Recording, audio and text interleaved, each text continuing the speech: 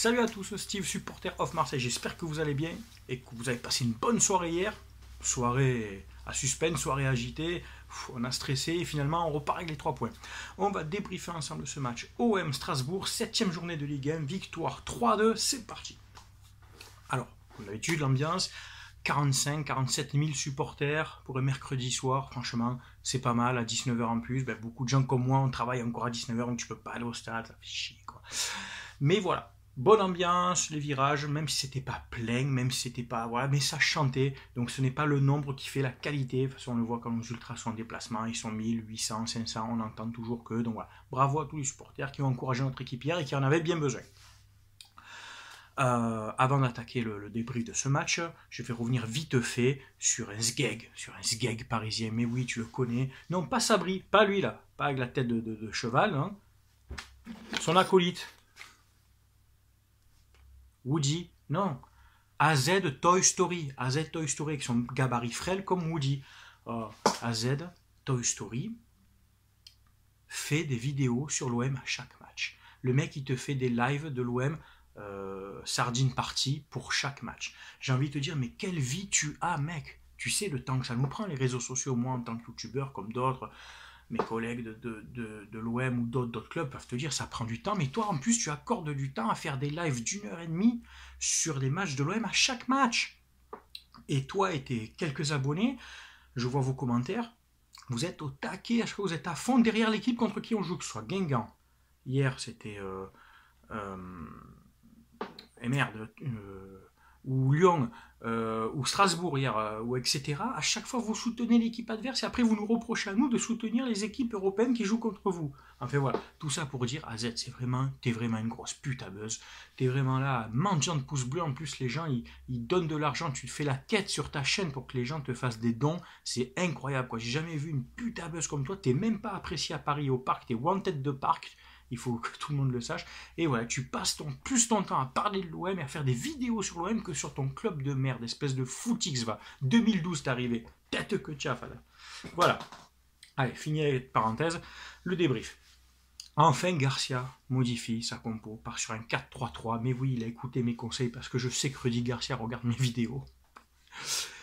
Donc voilà, on est parti sur un 4-3-3 avec Gustavo encore en défense, mais avec Bouba Kamara enfin. Mais est-ce que Bouba Kamara joue parce que Rami est blessé, que Kaletakar est suspendu, ou Bouba Kamara joue parce qu'enfin Garcia s'est dit peut-être que je vais faire jouer un de mes meilleurs défenseurs centraux, enfin. Sarr était à droite, Amavi, pas le choix, était à gauche, et Mandanda retrouvait sa place dans les buts. J'aurais aimé, alors vous allez me traiter de fou, voilà, c'est ce que vous voulez, j'aurais aimé que ça soit Sertic qui joue derrière, oui, après c'était que Strasbourg les gars quand même, pour mettre Gustavo en 6 à son vrai poste, Strootman, Sanson ou Lopez, mais à choisir Sanson. Pour enfin mettre Gustavo à sa place, et un Gustavo en 6 va vachement te soulager et va appuyer, va être un piston pour cette défense, va soulager, va contenir les attaques. Bon, tu mets encore Gustavo derrière, et on a vu que Gustavo, malheureusement, c'est pas encore le Gustavo de l'année dernière, il est encore fébrile, c'est pas encore le patron, et c'est Camara qui le supplée des fois. D'ailleurs, Camara, qui a pour moi fait un top match, qui a récupéré énormément de ballons et qui a une relance propre. Au milieu de terrain, donc c'était Strootman, Sanson, Lopez. Strootman en 6, qui sait jouer en 6, hein. De toute façon c'est un guerrier, c'est un mec qui va ratisser, qui se bat beaucoup, bon, qui a un peu de déchets, hein, il y a eu un peu de déchets, mais qui a une arme, qui a une nia qui harangue un peu les joueurs autour de lui, mais qui est du coup moins à la création. Sanson et Lopez étaient un cran devant, Sanson et Lopez qui étaient donc destiné à apporter le jeu, à distribuer à Payet, Thauvin et Valère Vermain devant. Première mi-temps assez, je ne vais pas dire compliqué parce qu'on avait la maîtrise du jeu, mais assez haché. Strasbourg est arrivé avec un plan bien défini, ils voulaient fermer le jeu, ils jouaient derrière. Ils ont raison, hein, ils jouent avec leurs armes. Et c'est eux qui ouvrent le score sur un contre. Forcément, à être aspiré, ça part dans les espaces. Seul face à face, bon, même si Amavi dévie la frappe, mais bon, de toute façon, c'est un contre. Strasbourg ouvre le score. On se dit tous, putain, ça y est, c'est reparti, on va galérer tout le match, on va courir après le score, on n'y est pas encore, on va enchaîner, mauvaise, etc. Non. Poussés par nos supporters, qui ont été réellement le 12e homme hier, nos joueurs continuent, poussent, attaquent, Payet dans la surface, Payet qui donne à Thauvin, Thauvin, crocheté un petit peu, on va dire, c'est un pénalty lyonnais, quoi, les gars, faut être honnête. Bon, la faute, il lui prend un peu le pied, mais bon, il en rajoute un peu, on aurait dit la casette, tu as vu. Bon, il y a pénalty, il a regardé sur la vidéo, apparemment, bon, ils nous ont validé le pénalty, tant mieux. Payet, sans pression, 4e but de la saison pour Dimitri, bravo. Et puis, il reste 3-4 minutes dans les arrêts de jeu, eh ben on pousse quand même, et encore sur une action initiée par Payet, le ballon, il y a un contre, ça revient dans les 20-25 mètres, Sanson arrive sans contrôle, frappe enroulée, précise, limpide, au ras du poteau, 2-1 avant la mi-temps. Là tu souffles, je dis, bon, ça va.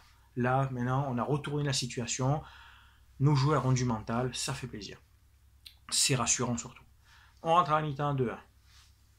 La deuxième mi-temps reprend, maîtrise marseillaise, Strasbourg tente quelques contres, mais c'est assez annihilé par nos latéraux.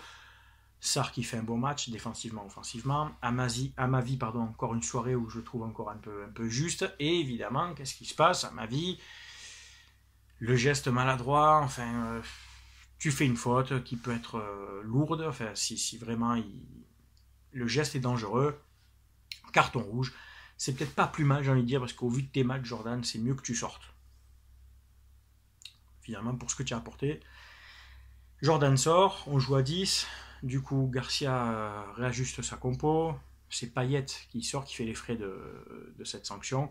Pourquoi on me dit Payet et pourquoi pas Germain? Parce que Payet avait fait son heure de jeu. Il valait mieux sortir un joueur offensif, mais pas ton buteur, parce qu'après, tu n'as plus personne vraiment pour jouer devant. Donc, il sort Payet et il renforce son arrière-gauche avec la rentrée d'Hiroki Sakai. Et vu que tu as d'autres créateurs dans le milieu de terrain avec Sanson et Lopez, il va mieux sortir Payet, qui est moins défensif que Sanson et Lopez.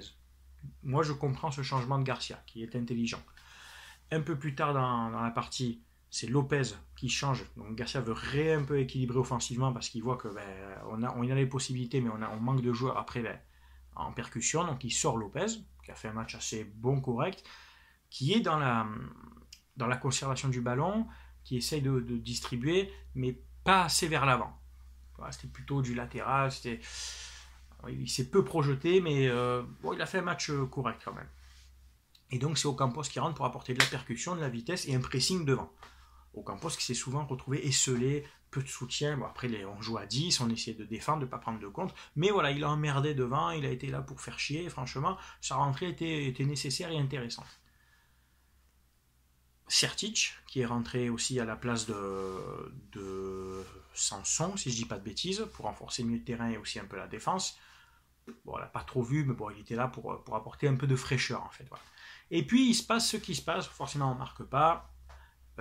Strasbourg a une attaque, ça joue dans les petits espaces devant notre surface.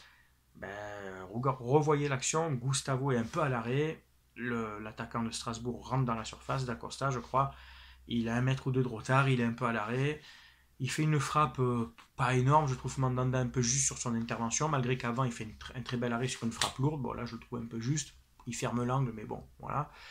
Et Strasbourg égalise à la 89e et là on se dit putain il reste 5 minutes, on est à 10, et tu vas voir qu'on va ou perdre ou faire match nul et on perd 2 points à la maison.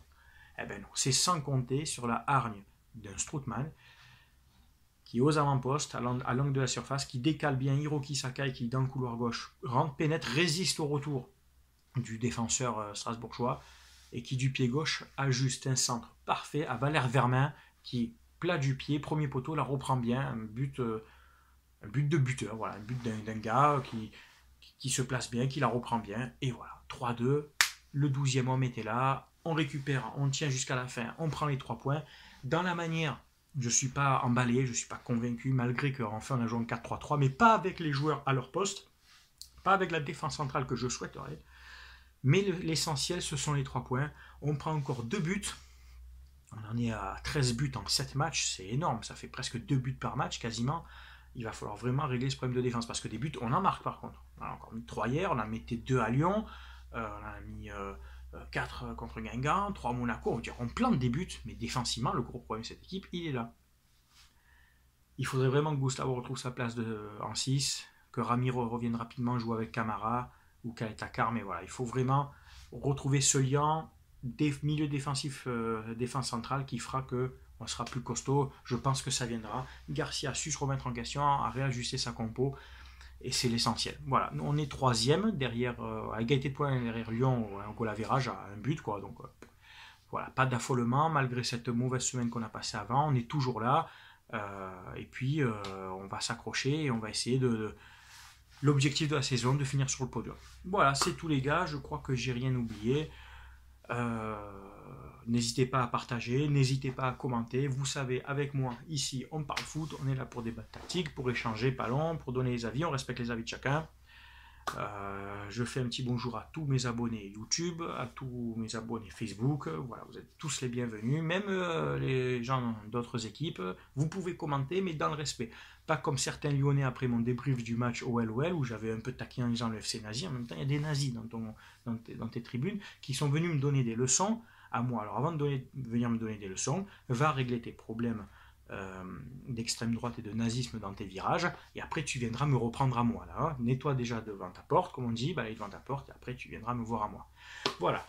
Sur ce, passez tous une bonne semaine. Dimanche, Lille-OM, gros match, défaite interdite, match nul toléré. Voilà, portez-vous bien, ciao tout le monde, à bientôt.